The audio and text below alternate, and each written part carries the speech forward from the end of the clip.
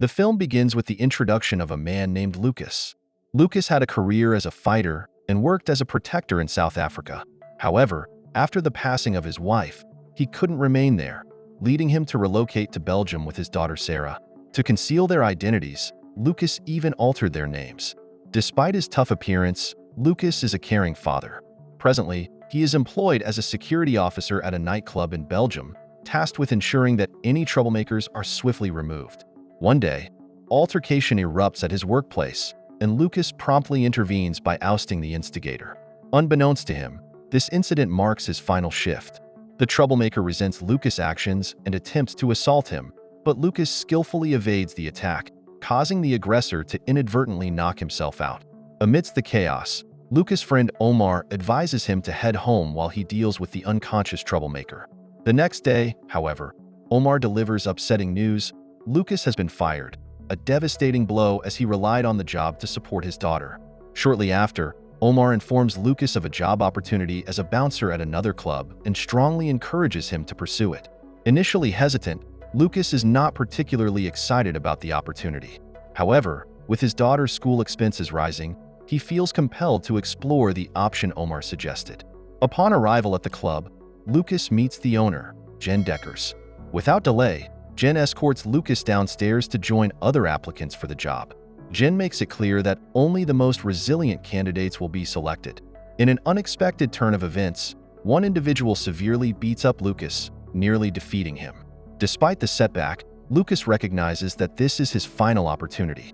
Summoning up his strength, he regains his composure and confronts the other contender.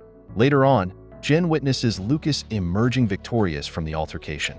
Impressed by his resilience, Jen instructs Lucas to commence work the following Friday. After the encounter, Lucas returns home to tend to his injuries, only to find that his daughter, Sarah, has already noticed the bruises. Heartbroken by her father's suffering, Sarah expresses concern. Lucas reassures her, explaining that once he secures the job as a club bouncer, he will be able to adequately provide for her needs. Unexpectedly, two police officers arrived at Lucas's residence one day, indicating that they needed to speak with him regarding a recent altercation. They escorted Lucas to their superior, Maxim. Initially, Maxim discussed the brawl at the club and revealed that Lucas and his daughter were at risk because the troublemaker involved was the son of a prominent member of the European Parliament. Despite Lucas not causing severe harm to the individual, the influential father of the troublemaker was intent on seeking retribution. Following this revelation, Maxim presented Lucas with a proposition. He offered to safeguard Lucas and his daughter from any potential threats posed by the troublemakers, on the condition that Lucas assist in apprehending a Dutchman involved in extensive money counterfeiting operations across multiple countries. Initially perplexed by the connection to these events, Lucas struggled to comprehend how he was involved. It soon became apparent that the individual in question was Jan, the club owner where Lucas was employed. Initially hesitant to comply with Maxim's request, Lucas hesitated, but Maxim's veiled threats to the safety of Lucas and his daughter left him with no choice. Lucas began his employment at the nightclub, and on one occasion, he encountered a woman seeking to meet January, another individual affiliated with the club. When Jan informed her that Jan was unavailable and requested that Lucas escort her home, Lucas complied. However, he promptly informed Maxim about the encounter, mentioning the Italian woman's interest in meeting January. Maxim, unfamiliar with the woman's identity, directed his suspicions towards Lucas. Consequently, Jan, the club owner, grew wary of Lucas and requested that he accompany him in his car. During the journey, Jan probed into Lucas's background, prompting Lucas to disclose his previous occupation as a bodyguard in South Africa and his return to Belgium following his wife's passing. This revelation explained why Lucas was not well known locally. Subsequently, Jan uncovered Lucas's address and his daughter's name, causing Lucas to fear for Sarah's safety. In response, Lucas contacted Maxim to express his concerns, yet Maxim displayed disinterest and even urged Lucas to gather intelligence on Lisa and her association with January. Shortly after, Jan urgently contacted Lucas, instructing him to pick up Lisa to ensure his daughter's safety. Lucas always had Sarah by his side, accompanying her wherever he went. Lisa requested that Lucas take her to the boulevard, but upon arrival, they encountered Jan waiting there.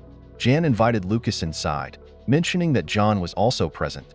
However, just as Lucas and John crossed paths, Sarah's cry pierced the air.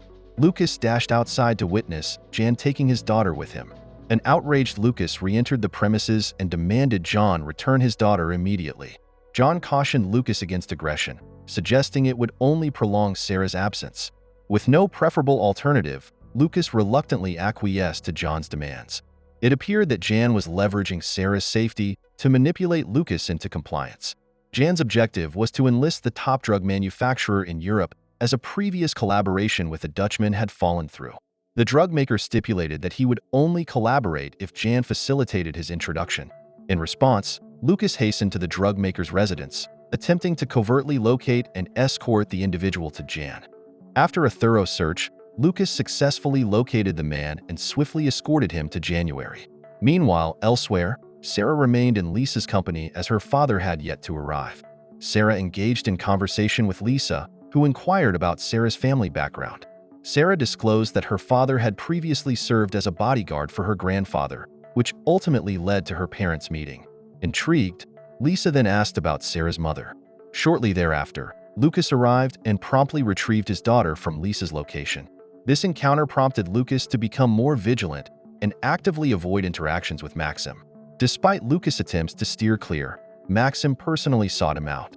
Concerned for his daughter's safety, Lucas expressed his intention to resign from his position. However, Maxim issued a grave ultimatum, threatening to force Lucas back to South Africa if he did not comply with his directives. Feeling trapped, Lucas believed he had no alternative but to comply. Later that evening, Lucas crossed paths with Jan once more. Jan extended an apology for the prior evening's events, recounting the challenge of finding reliable individuals. Moved by Jan's sincerity, Lucas implored Jan to refrain from involving his daughter in any further matters. The following day, Lucas, Jan, and Lisa planned to exchange the captive individual for the Dutch businessman. However, upon arrival at the designated meeting point, they were suddenly ambushed. Fearing for their safety, Lucas swiftly returned to the vehicle, and they sped away. Despite their efforts to evade the assailants, the attackers persistently pursued them. Ultimately, Lucas and his companions sought refuge among a cluster of parked cars, but the assailants swiftly located them. Enraged by the tragic loss of his friend, Lucas impulsively exited the vehicle in search of vengeance. Upon inspecting the car, he discovered that the occupants had also been fatally shot.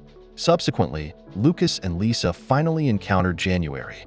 Observing Lisa's tearful state, January inquired about the events that transpired. As he peered into the car, he witnessed John's lifeless body. Regrettably, January appeared indifferent to the demise of his loyal companion, prioritizing the retrieval of certain possessions. In fact, January was prepared to incinerate the car, along with John, in an effort to eliminate any incriminating evidence. Meanwhile, January's confidence in Lucas grew, prompting him to divulge a clandestine scheme. Collaboratively, Jan and Lisa devised a plan to produce counterfeit currency, with Jan believing Lucas's involvement was essential. However, Lucas perceived this proposition as a newfound threat to both himself and his daughter. In a bid to safeguard his daughter from harm and shield her from perilous circumstances, Lucas promptly gathered all of Sarah's belongings and enlisted his friend Omar to safeguard them. In a brief interval, Lucas convened with Lisa to proceed with their arrangement. However, upon their arrival at her residence, Lucas became perturbed by Lisa's failure to answer the door, hinting at potential complications. After some time, he had to pry open the door to locate her. It emerged that Lisa had sequestered herself due to her enduring sorrow over John's passing. Lisa also divulged details about her challenging family history.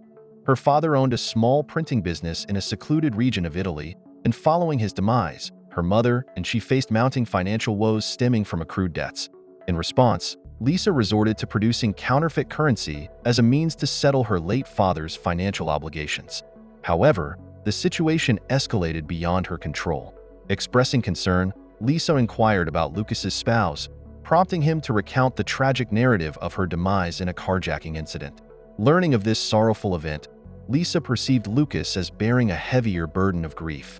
The subsequent day, Lucas accompanied Lisa to the storage facility housing the forged money. Upon uncovering its whereabouts, Lucas promptly divulged this information to Maxim. Shortly thereafter, Maxim apprehended Lisa and proceeded to the storage facility to inspect the currency. Regrettably, upon their arrival, they discovered an empty container. revealing that Jan had successfully relocated the money to another location. This unforeseen development caught Lucas off guard, leading him to realize that their best hope of recovering the funds hinged on freeing Lisa. In response, Maxim organized a meeting between Lucas and Lisa, urging her to collaborate with them. Lisa was surprised at first by Lucas's actions, but eventually agreed to team up with him to catch Jan with the promise of protecting her in return. When Lucas got back home, he found Jan there. At first, Lucas thought he had been exposed, but it turned out that Jan suspected someone else and asked Lucas to take care of that person. This individual accused Lisa and Lucas of disloyalty because he had trusted them. Jen didn't believe the man and ended up shooting him. The next day, Lisa was freed, but Jan forced her to keep making fake money. After several failed tries, Lisa finally managed to create counterfeit money that looked very real. As a thank you for Lucas's effort, Jen requested him to purchase a toy for his daughter. Suddenly, Maxim and his crew showed up. Jan realized that Lucas was the true traitor behind everything, and Maxim shot Jan, revealing that his aim wasn't to stop the fake money scheme but to control it for himself. Despite this, Lucas wasn't an easy target and quickly recovered, fighting back. Eventually, Lucas emerged victorious, taking out Maxim's remaining men. With these people gone, Lucas planned to rescue Lisa, but unfortunately, he couldn't save her. Eventually, with blood on him, Lucas got into his car and his phone rang. It was his daughter. Don't forget to subscribe and turn on the notification bell if you want to watch more videos like this. Thank you for watching and see you again soon. Take care.